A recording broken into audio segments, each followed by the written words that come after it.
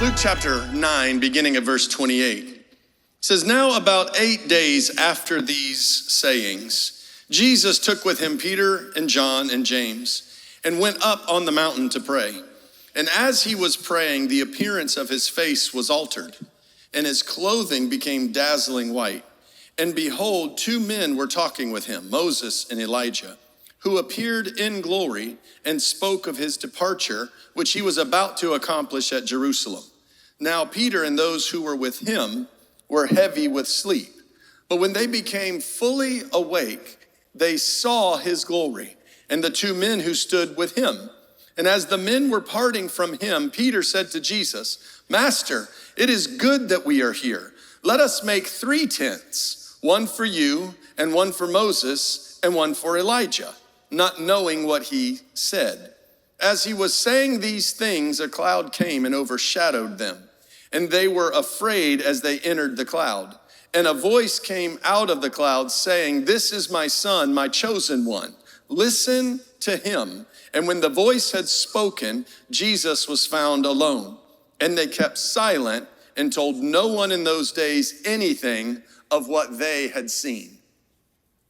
What they had seen was Jesus. Now keep in mind, they had been walking with Jesus. They had been talking with Jesus. They had seen Jesus, but what did they see this time? Jesus. They saw another facet of who he was. And this is sort of the life of the Christian. We see Jesus in this season, and then we step into another season and we see another characteristic, another facet of Jesus, and we step into another season and there's another facet of who he is. We learn more about him every day. We learn more about him and see more of him in this season than maybe we saw in this season or in another season. I mean, just think about sort of the projection of the Christian life. We have this moment where we are living in darkness, we are in our sin, we are on our way to destruction. And some way, somehow, because of the gospel that was preached, we saw Jesus.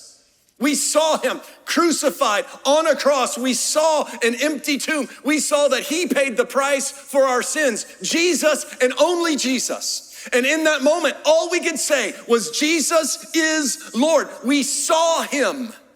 He saved us. And then we began to follow him. And the next season, now he's counselor. Now he's given us instructions. Now he's leading us. We couldn't understand this. We couldn't see this when we were here.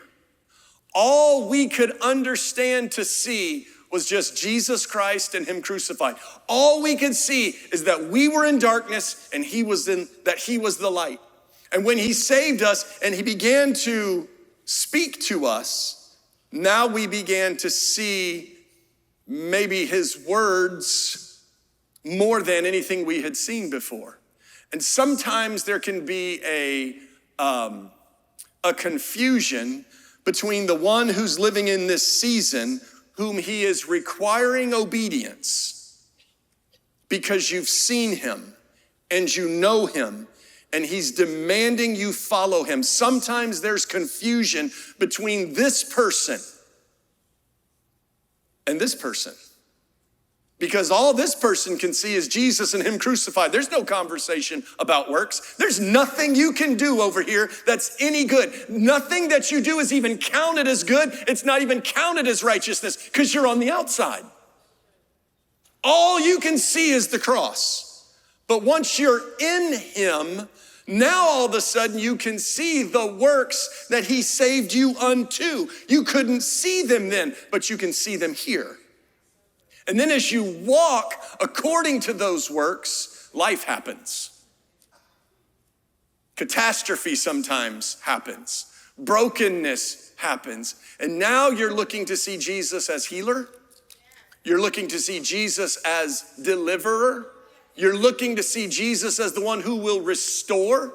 You didn't even know he did those things back here. But as you walk with him, you see more of him. And as you find yourself walking with him, you will absolutely come to a place where you see him as the one who's coming again. You see him as the one who promised that he would come and defeat sin the first time, and he did. And you see him as the one who is coming again. You just begin to see more of Jesus. And it's interesting. Your first obstacle, when you really needed him to show up, and you saw him, and then you walk with him a few years or a few months, and you hit another obstacle. You see him even in the obstacle differently than you saw him the first time. Still healer, but you see it differently. And this is what can happen with us. When we don't grow as we're supposed to grow, we don't see him the way he's demanding to be seen in the season where we are. And so here in this moment, they weren't just seeing Jesus in the flesh, they were seeing Jesus in his glory. And I want you to realize something here. It wasn't just Peter, just James, just John. It was Peter and James and John. It is important that you surround yourself with people who are looking for Jesus. We have friends who are, they're kind of out there. We all have them. But your closest friends, they should be people who are looking for Jesus. In Proverbs chapter 13 and verse 20, it said, the one who walks with the wise will become wise, but the companion of fools will suffer harm. We should understand, who is it that I am surrounding myself with? Who are the people who are helping me be the person who God has called me to be? Who are the people who are surrounding me, helping me see Jesus? When I complain to one of my closest friends who's looking for Jesus, I want them to grab my face and say, he's over there. Like I'm in the middle of something and I'm like, what? I cannot, and they just, oh, thank you. You helped me see what I could not see. We can surround ourselves so many times like a council of fools. We're just receiving information and influence that is leading us into catastrophe. Peter, James, and John were all looking for Jesus. Now here's kind of where we can, let's talk generations for a minute. So I'm a Gen Xer, which is like the coolest generation on the planet ever. 100%. Marketers are always like, nobody remembers Gen X. The middle child, forgotten middle child. We're like the most awesome people ever. But whatever. Older than me are my parents, the boomers. Younger than me are the boomers. Yeah, shout out to the boomers. They raised awesome people.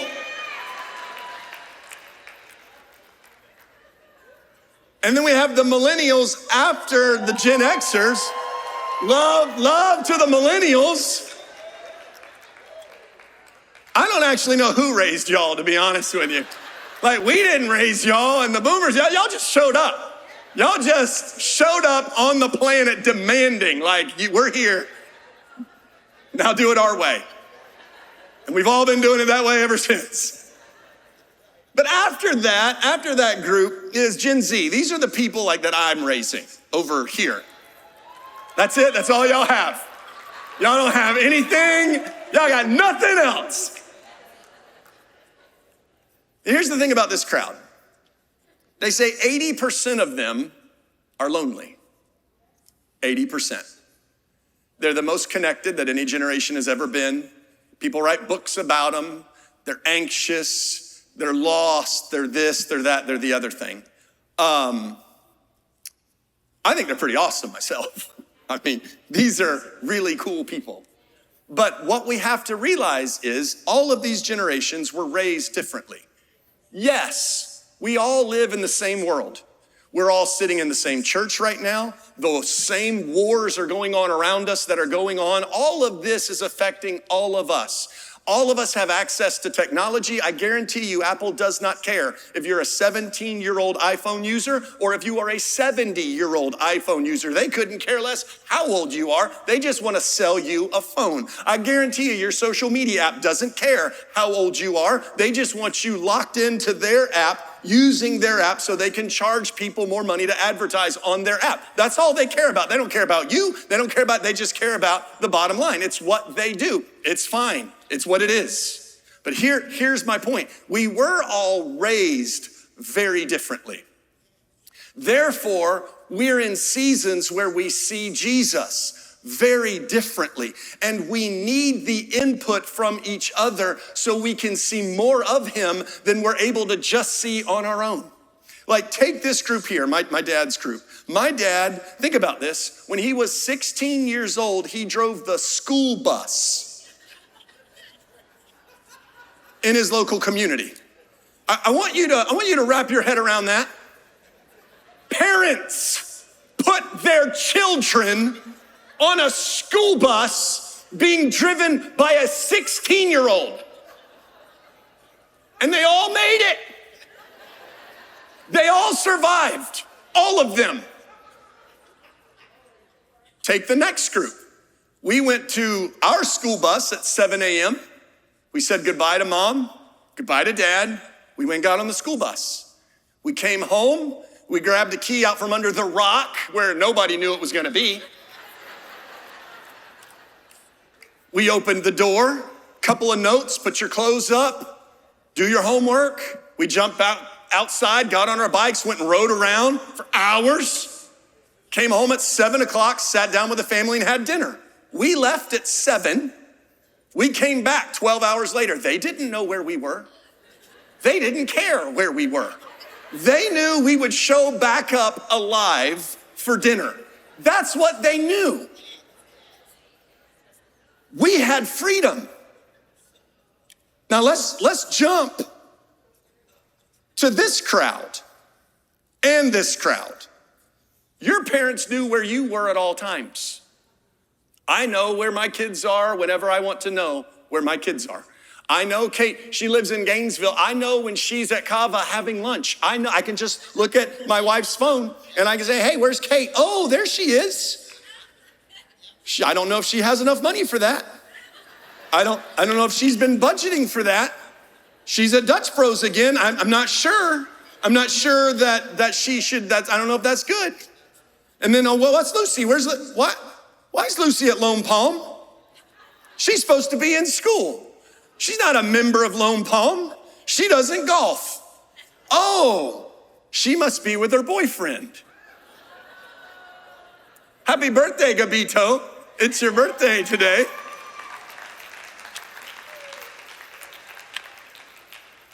I don't even like boyfriends, but he's decent. I like him enough.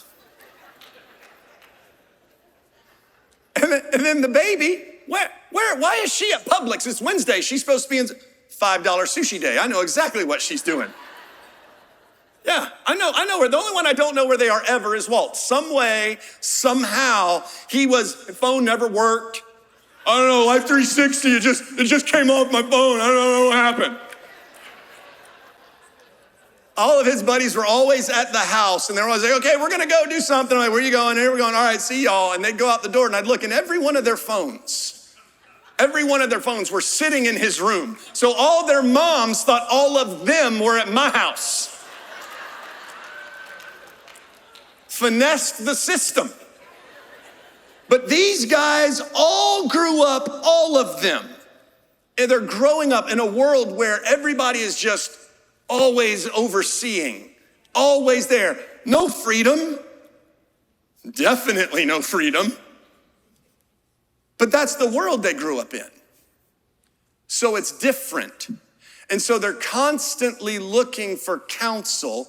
They're constantly looking for someone to kind of turn them and point them in the way. And when they're surrounded by people who don't know the way, it's the blind leading the blind, and they're all going off a cliff. And so from time to time, it's just necessary for us to just not know what's going on, but we need to insert ourselves into people's lives, and we need to help them see. Because in the absence of your counsel, those of you who know Jesus, who walk with Jesus, who have seen Jesus, in the absence of your counsel, there are people who are lost. And you need to surround yourself, whoever you are, you need to surround yourself with people who are looking for Jesus. If you are in a room and you're surrounded by people and you wonder why you're lonely, it's because you've disconnected from the conversation, from people who love you, from people who are looking out for you. You might be in the room, but you are so drilled into people's lives who you don't know. People's stories that you're never going to be in the middle of, and you're in the middle of this feeling like, oh, I wish I had that, when you're surrounded by something better and you don't even see it. And so we walk away from those moments and we're lonely and we're isolated, but we need to surround ourselves with people who are looking for Jesus. We need to surround ourselves with people who can give us godly counsel. And you say, yeah, but Shawn, does that mean they have to be perfect? No, they're not perfect. I mean, look at this. It's Peter, James, and John. And what did Peter say? Hey, I've got a great idea. Let's make 3 tents. One for Jesus, one for Elijah, and one for Moses. It's never 3 tents, ever. It's just Jesus. It's always just Jesus. And this is why we have to be careful about our influences, because they can lead us away from Jesus. There is revealed truth. We're going to call that the gospel. There is discovered truth. We're going to call that the truth that will not go against the gospel, but you're not going to find it in the Bible. Like the other day, I had to fix a cup holder in a Jeep. It was gone. It broke through. It was absent. There's no cup holder. So I didn't know how to fix it. I couldn't go to Romans 10 and look up how to fix a cup holder. So I went to YouTube, threw in the year, how to fix a cup holder, and then there came all these videos. And so I don't know how you are, I just picked the first one. I just clicked on the first video that showed up. And I click on it and I'm watching it, and you ever just heard somebody talk and you could tell they probably lived a little different life than you live? And so they were, helping me fix the car. And I couldn't get past. I was distracted. And then a partner came into the frame and was helping. And then I was really confused now. Y'all tracking? Now I'm confused. I was confused, now I'm really confused. I needed discovered truth. I needed to know how to do something, but I was getting distracted by lifestyles that were pulling me away from what I knew for me is the right way to live. And we can do that. And we sometimes think it's harmless. And so we're looking for discovered truth because we need to know some things. But now we're surrounding ourselves with people who don't live the way that we live. And not only do they not live the way that we live, they live in such an opposite way that it pulls us away. It makes us start to be okay with things that aren't okay. It makes us start to normalize things that aren't just right. And so now in my search for discovered truth, I'm living in opposition to revealed truth. Like this starts making sense to me. And so I turned the video off, went to the next one, clicked in, found a good redneck who showed me how to fix the center console. Let me just say, there are times you just need a good redneck. You need somebody that knows how to fix some stuff, and they can show you, here's where this is, here's where that, take this, I'll take, I needed help. The discovered truth, though, was now not distracting me, pulling me away from revealed truth. When we find ourselves surrounded by foolishness, we'll be drawn away. Because the goal for us is to live our lives in the glory of God. We see this with Peter, what he said in 1 Peter chapter 1 and beginning at verse 3. He said, his divine power, God's divine power, has granted to us all things pertaining to life and godliness through the knowledge of him who called us to his own glory and excellence. For this very reason, make every effort to supplement your faith with virtue, and virtue with knowledge, and knowledge with self-control, and self-control with steadfastness, and steadfastness with godliness, and godliness with brotherly affection, and brotherly affection with love. Like all these things I need to add. It's not just this, seeing Jesus here, it's seeing him in all of these aspects. And as I'm searching for him and looking for him, not getting distracted by things or people that are gonna pull me away from the glory of God. Because this is what he promised, said he called us to his own glory. This is what we see in this text, that they were staring at in the middle of the glory of God. Now here's where we're gonna kind of maybe jump in the deep end for a minute. It might get a little mystical, a little strange if you've not really been in church for a very long time, but let me just walk us through this if I can. The glory of God is our goal. Like that is what he's called us to. He has called us to his glory. So when we are looking to him, we are always going to be moving towards the glory of God and away from things that will distract us from his glory. In Hebrews chapter 12 and verse 1, it said, let us run with endurance the race that is set before us, looking to Jesus, the founder and perfecter of our faith, who for the joy that was set before him endured the cross, despising the shame, and is seated at the right hand of the throne of God. So let's realize this. I need to look to him. I need to run my race. Whatever he has set up for me, that needs to be my goal. I'm running with endurance. What was set before Jesus? It said for the joy that was set before him. It wasn't the cross, he endured the cross. It wasn't the shame, he despised the shame. The joy that was set before Jesus was not the cross, it was not the shame, and it wasn't the throne. And I'll tell you why, because he was already on the throne. He was already seated on the throne. The word became flesh. What was the joy that was set before him? Us.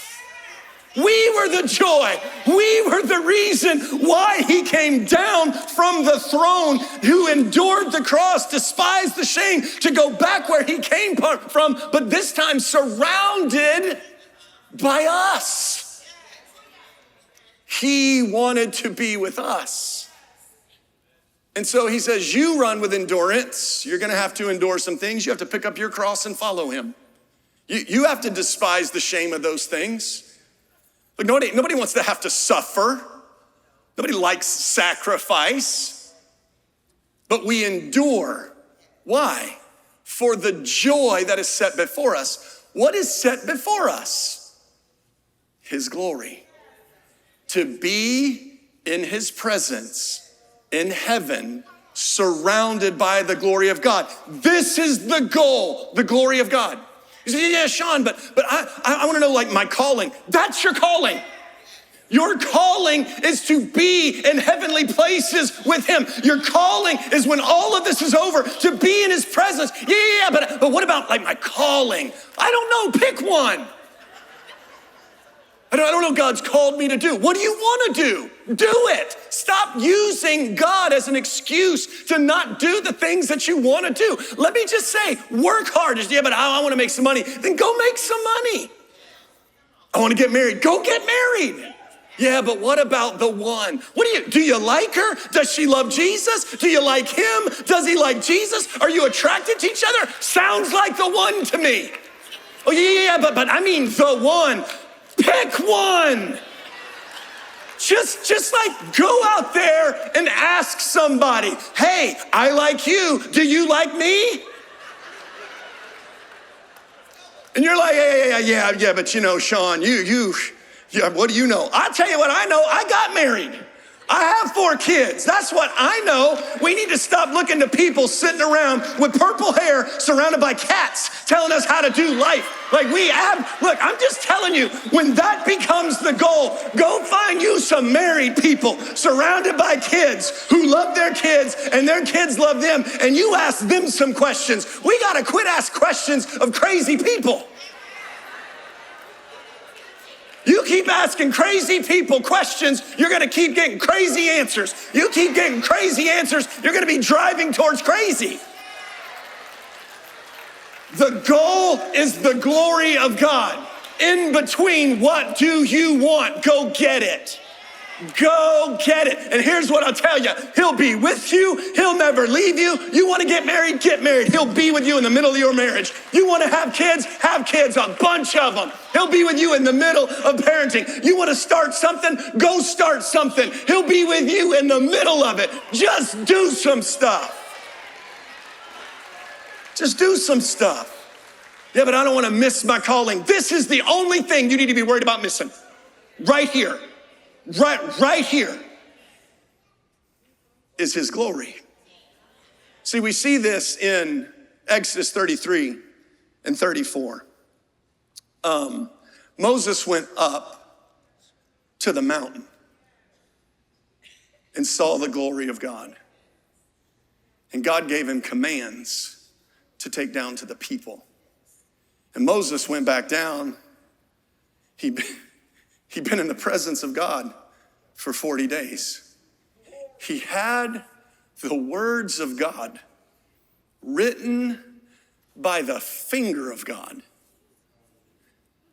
And as he came down the mountain, nobody noticed. And they didn't notice because they're dancing around a golden calf. When we spend our days dancing around the culture of the world and seeking the world's ways and the world's words, we don't notice the glory of God. We don't notice the commands of his word. We miss it. And he came down and he said, hey, you guys blew it. He got so mad he broke the tablets. And then he goes off. It said he went into a tent. Don't miss this. He went into a tent. This is what Peter was trying to get at, but he didn't know what he was saying. He went into a tent and he met with God. And he said, these are stiff-necked people. They don't listen. They don't do what you tell them. I have had it. And God said, okay, you're right. They're awful. So you go on to the promised land. I told you I'd go with you. You go. I'll prepare the way, but I'm not going. You guys don't follow, you don't listen, I'm not going. Moses said, if you're not going, I'm not going. This has to be our posture. Like when we're in the middle of work, if that promotion over there forces me to sacrifice my faith over here, I'm not going. I don't want it. If that relationship over there forces me to sacrifice my character and my values, I don't want that relationship. Oh yeah, but that's love over there. No, that's without the glory of God over there. Moses said, I'm not going anywhere if your glory isn't going with me.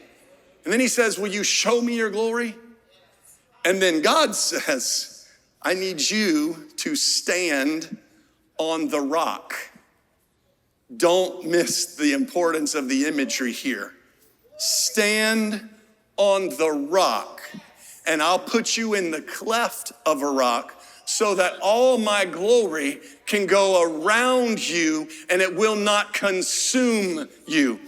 Peter, James, and John were able to see the magnitude, the magnificence of the glory of God because they were there with Jesus. It's the image of what God showed Moses in Exodus. I'm going to put you on the rock, in the cleft of the rock, so my glory can consume, can come around you. And Moses saw the glory of God, and God said, now go up on the mountain and take tablets, and I'll give you the commandments again. This time, when Moses came back down to the camp, Exodus 34:19 says this beautiful picture, says that as Moses came down from the mountain, Aaron and all the people of Israel saw him, and behold, his face, the skin of his face shone, and they were afraid to come near him.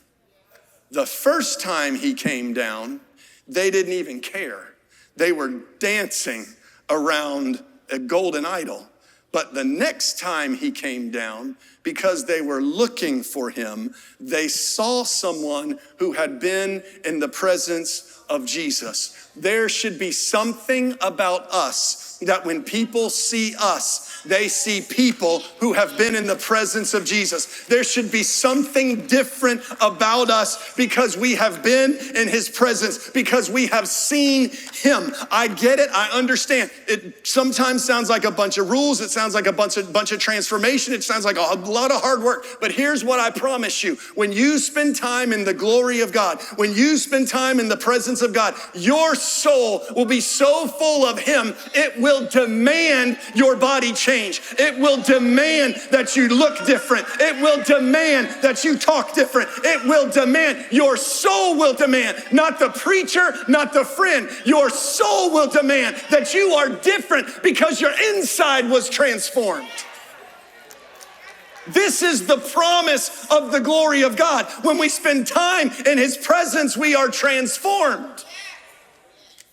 When you come into his house, I don't want this to just be a bunch of dancing around a golden calf. I don't want this to just be a bunch of noise or a bunch of people just whatever. No, I want the glory of God to be in this house.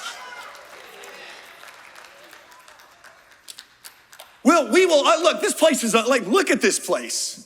It's absolutely beautiful, but it's nothing without the glory. What we do, like all the chords that these guys play and sing, and it's fascinating how talented everyone is, and the lights, and it's great, as long as the glory is there. But the day that a beautiful building and some technology is more exciting to us than the glory of God, we've missed it. Our desire is not to just come in to God's house and experience a few friends. Yeah, but Shawn, community, yeah, I talked about that in the top of this conversation. Community, awesome. Glory, more. Yeah, but I mean, we should steward well and have a great space. We should, and we do. Glory is better. No matter what we can do, your good works, do them. You better do them. He's demanded them. His glory, better. He is always better. This is what we see in 2 Corinthians chapter 3 and verse 10. The Apostle Paul's having this conversation with the Corinthian church. And he said, in this case, he was talking about the old covenant. He said, in this case, what once had glory has come to have no glory at all, because of the glory of what is now that surpasses it. So we have this hope, and we are very bold, not like Moses, who when he was in the presence of God would wrap his face with a veil. But, verse 16, those who have turned to the Lord, the veil has been removed. Now the Lord is the Spirit. And where the Spirit of the Lord is, there is freedom. And we all, you, me, we all, with unveiled face, there's no veil around our faces. We all, with unveiled face, beholding the glory of the Lord, are being transformed from one degree of glory to another. Yesterday was awesome, but it's not good enough for you. It's time for transformation. And today is awesome, but it won't be good enough for tomorrow. There will be more transformation. When we keep walking with Jesus, looking for Jesus, when we see more of him, it transforms us. It forces within us something to be different. What happened to you? I've seen Jesus. If I haven't seen somebody for years, I don't want them to come, oh, good old same old Shawn. I don't want to be the same old Shawn. One thing about preachers, you talk a lot and what you say gets recorded. I would love for you to be able to go back 3 years. And I don't want you to go back 3 years and say, whoa, man, he sure was anointed back then. No, this is glory to glory to glory to glory to glory. We are being transformed. If I could have the glory of God with 20 minutes of prayer, here's what I promise you. 3 years later, it'll take 30. And more, it'll take an hour. And it'll take 2 hours. Why? Because I've already gotten there. To go further, I got to go further. To see more, I have to do more. There's something about pushing further. He went into the tent and he saw, but now God said, you got to go to the mountain. Like, I'll show you something here, but I've got more for you over there. What are you willing to do more? Like, this was the thing about their willingness to pray. Jesus took them up on a mountain to pray when they saw. I'm a preacher, not a scientist, but this is all sort of interesting. You got all these parts to your brain, and the part that develops last is your prefrontal cortex, and it just basically makes you think right. It's rational. Inside of that's this little thing called an amygdala, and that's where the fun happens. Your emotions, your creativity, it's all in there. And you have this out here because this little guy says, hey, do this, and this out here is like, no, you don't want to do that. And that's good until it's not. Because sometimes you have this creative burst in here that you will talk yourself out here. And so we see something in this text that said they were very heavy with sleep. Right before you fall asleep is when this prefrontal part just gets quiet and this part inside starts getting crazy. Like, this is where life happens. Right before, you know that part? Y'all ever, like, you're almost, that one, that spot, that is when you are the most you. Now, here's what's bizarre, is people that go into moments of intense prayer, it mimics in the brain that moment. There are just things that are natural about us that God works with to put us in a place where he can get past all of your thoughts, all of your rationale, all the influence from all the nonsense, and he brings you into a deeper place. And in that deeper place, he shows you things that your natural mind doesn't want to comprehend, because the natural person doesn't comprehend the things of the Spirit. In fact, they are folly to him, because spiritual things must be spiritually discerned. So when you spend more time in the presence of God, you'll spend more time seeing supernatural, experiencing supernatural things. This isn't to give you a license for craziness. It's to say that we've got to start getting serious about our prayer life and our worship life and cutting things out that need to be cut out, because I want to see the glory of God. I want you to see the glory of God. The glory of the Lord is our goal. And we're going to move beyond this level to that level to that level, but it's all working to there. Because here's the thing. This is what Paul told us. I'll wrap up with this. 1 Corinthians 15:51. He said, behold, I tell you a mystery. In a moment, in the twinkling of an eye, at the last trumpet, for the trumpet will sound, and the dead will be raised imperishable. And this body, this perishable body, must put on the imperishable. And this mortal body must put on immortality. What Peter, James, and John were able to see was the goal. That there would be a day where they would put on immortality and be in the presence of the prophets and be in the presence of the one who gave us the law. all surrounded, worshiping the one, the only one that matters, the one that was and is to come, Jesus and Jesus alone. That our goal is to be immortal in his presence, where we will worship him day and night and day, and forever be satisfied by the glory of God. I don't want to be satisfied with anything other than the glory of God on this earth. I want to experience great things. I want to succeed. I want to win. I want to have fun, but I want my satisfaction to be in the glory of God, so that nothing will take me away from his presence, but I will forever live in the glory and the presence of God.